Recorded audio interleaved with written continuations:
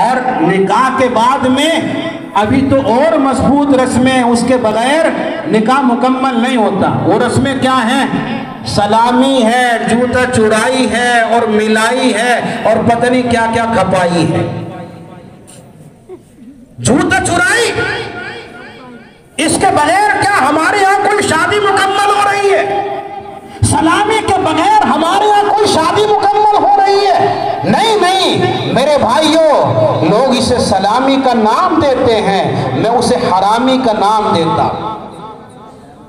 ये हरामी है, ये हराम काम है, शरीयत से इसका कोई लेना देना नहीं। और इतनी बात आप भी समझते हैं, अपने समाज में देखते हैं कि अगर दूल्हा सलामी पर जाता है और उस दूल्हे के कुछ दोस्त होते हैं और इत्तिफाकिया उन दोस्तों में कोई दोस्त नेक सा हुआ, मुफ्ती अनीस साहब जैसा हुआ, सूफी सलेट आदमी, तो दूल्हा क्या कहेगा? दूल्हे के साथ वाले क्या कहते हैं? अजी सूफी जी आप क्या करोगे सलामी पे? आप जैसों का काम ना सलामी पे जाने का।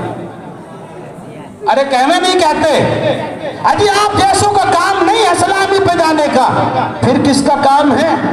बदमाशों का, अय्याशों का, शैतानों का, इब्लीसों का, बेईमानों का काम।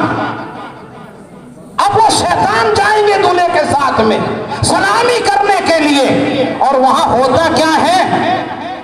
जो अपने आप को बड़ी ऊंची नाक वाला समझते हैं, उनकी जवान जवान बेटियां होती हैं और ये अय्याश और ये बदमाश होते हैं, कभी वो छेड़ती हैं, कभी वो छेड़ते हैं। इस तरह के काम सलामी के अंदर होते हैं। और हम नाक वाले, हम सभी कामों को बर्दाश्त करके अपने आप को हयादार समझ रहे हैं, अपने आप को बाखैरत समझ रहे हैं। इससे बड़ी बेगैरती और क्या होगी? खुशी खुशी तुम अपनी जवान बच्चियों को बदमाशों के सामने भेज रहे हो, ओबाशों के सामने भेज रहे हो। मजाक वो भी कर रहे हैं, मजाक वो भी कर रहे हैं। क्या हुआ हमारी गैरतों को? हमारे शर्मों का जनाजा निकल गया।